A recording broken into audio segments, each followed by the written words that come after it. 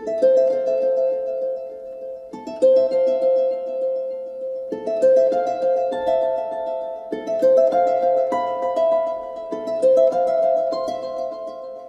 qui me motive, moi d'une part, c'est les patients et leurs familles. L'enfant malade, il n'a rien demandé quand il est arrivé malade. C'est un tel bouleversement intrafamilial énorme que moi, c'est vraiment ma priorité, c'est que l'enfant suive ce parcours de manière la plus posée possible et la plus sereine. Et l'autre point, c'est l'équipe. L'oncologie de base, je trouve ça très intéressant. On a vraiment beaucoup d'a priori par rapport à ces pathologies-là, mais au final, c'est vraiment incroyable de s'occuper d'eux. Vraiment, c'est hyper chouette. On va prendre tes paramètres, se peser et regarder que tout va bien. Ça te va? C'est pas un service triste, c'est un service très joyeux avec beaucoup d'empathie. Tu rentres à la maison, c'est la bonne nouvelle ça. Hein. On va accompagner nos petits patients de A à Z, on va rigoler avec eux. Nom, prénom, date de naissance, monsieur. Connais tout par toi. Pour moi, il y a le côté déjà relationnel, parce que ce sont les enfants qu'on va petit à petit apprendre à connaître. On va devoir gagner leur confiance. Et puis, ce sont des enfants qui vont revenir pendant plusieurs mois, parfois plusieurs années ici chez nous. Et donc, on crée vraiment une relation de confiance, je dirais, et avec l'enfant et avec les parents. Il s'appelle... La spécificité des infirmières en oncologie pédiatrique, je pense que c'est d'abord sur le plan technique, presque aussi technique que dans une unité de soins intensifs. Ce sont des traitements complexes. Elles sont face à des enfants qui sont gravement malades. Elles doivent aussi prendre beaucoup de temps pour s'occuper de ces enfants parce qu'elles doivent créer une alliance thérapeutique. Et puis il y a aussi un aspect humain qui est très important puisque ce sont des enfants qui passent parfois des mois sans quitter le service. Et donc les infirmières doivent soutenir ces enfants aussi dans les épreuves qu'ils vivent. Et elles doivent non seulement soutenir les patients, mais elles doivent aussi soutenir les parents de ces patients. Rufus, 4 ans, tumeur cérébrale. Donc lui, mardi, il a chauffé. Tout le protocole a été fait, il a été mis sous Maxipim. Et puis mercredi, il a désaturé. Rufus, par exemple, notre fils, il se débattait beaucoup au début. Et là, elles ont chacune appris à connaître l'enfant. Ils le rassurent à chaque fois. Ils font tout pour son bien-être et pour poser les gestes d'une bonne manière. Et l'avantage avec les enfants, c'est aussi qu'ils pardonnent tout de suite. En fait. Les infirmières, à un moment, deviennent aussi un peu plus que ses soignantes à lui. On peut dire que c'est un des peu contacts qu'il a vers le monde extérieur. Bonjour. Bonjour. Oui, Samuel. Tu vas bien? Tu fais déjà des sourires. T'es en forme? Ouais. T'as bien dormi? Il a déjà mangé? Pas encore. Ok. Quand on dit oui, on travaille avec les enfants qui ont le cancer, tout le monde me dit ah, ça doit être dur, ça doit être dur. Évidemment qu'il y a des jours pas faciles du tout, mais il y a aussi les jours où ils sont en pleine forme, ils montrent la force qu'ils ont en eux et c'est vraiment incroyable. Il voudrait voir ton petit pack. Je peux regarder ton petit pack? Tu veux bien? Ce sont des enfants qui continuent à jouer, à grandir. Voilà, on va avoir une approche dans le soin par le jeu, en le chatouillant, en lui faisant des blagues. Et la vie reste dans le service malgré les jours qui ne sont pas tout le temps faciles. Il y a les anniversaires qui se font dans le service, il y a le travail des éducateurs qui est tout aussi important, des psychologues auprès du malade, et puis il y a toutes les activités qui sont faites autour du patient pour détendre un peu l'atmosphère. On est dans une unité où on s'occupe de pathologies lourdes, mais on essaie de rendre ça parfois léger. Est-ce que tu en veux une ou deux, mon loulou?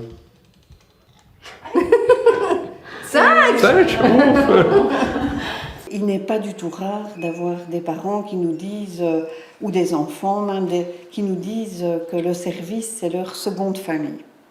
Je pense que ça, pour les étudiantes qui veulent venir en stage, elles vont percevoir du positif dans un service comme celui-ci, et elles vont aussi sentir une équipe qui est une équipe dynamique, une équipe qui est très soudée. Moi, je dirais que ces dernières années, on a beaucoup travaillé pour accueillir ces nouveaux collaborateurs. Donc, on a vraiment des infirmières qui sont responsables des nouveaux engagés dans notre équipe. Et alors, on a un système de parrainage pour vraiment sentir l'accueil présent. Donc quand tu rentres dans la chambre de l'enfant, donc tu te présentes, tu demandes s'il n'y a pas de douleur, pas de nausée. On va regarder tout son petit corps, voir s'il n'y a pas de bobo.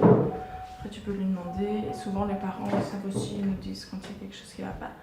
On va regarder au niveau de sa bouche, parce qu'avec les chimios, ils peuvent facilement avoir des mucites.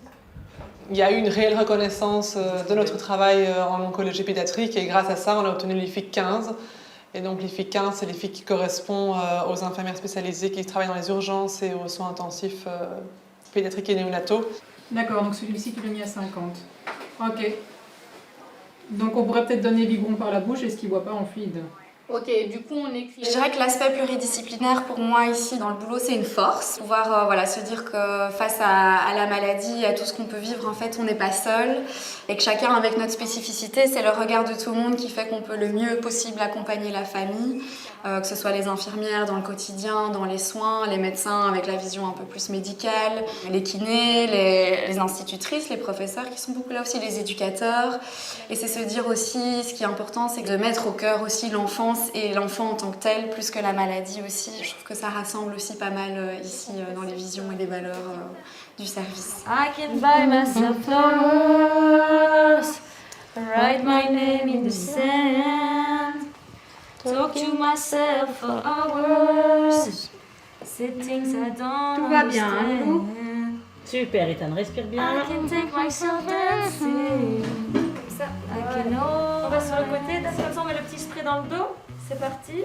Moi, j'encourage les infirmières à venir nous voir. Je pense qu'il y a certaines craintes, que ce soit trop d'émotions, qui vont s'apaiser et puis ils vont voir que le travail se fait dans une certaine convivialité et beaucoup de richesse. Et je pense qu'à partir de là, je pense qu'ils seront fort motivés et ils vont encourager d'autres à revenir. J'ai fait un stage au choix ici et j'ai adoré, l'équipe est super chouette, il y a une entraide incroyable.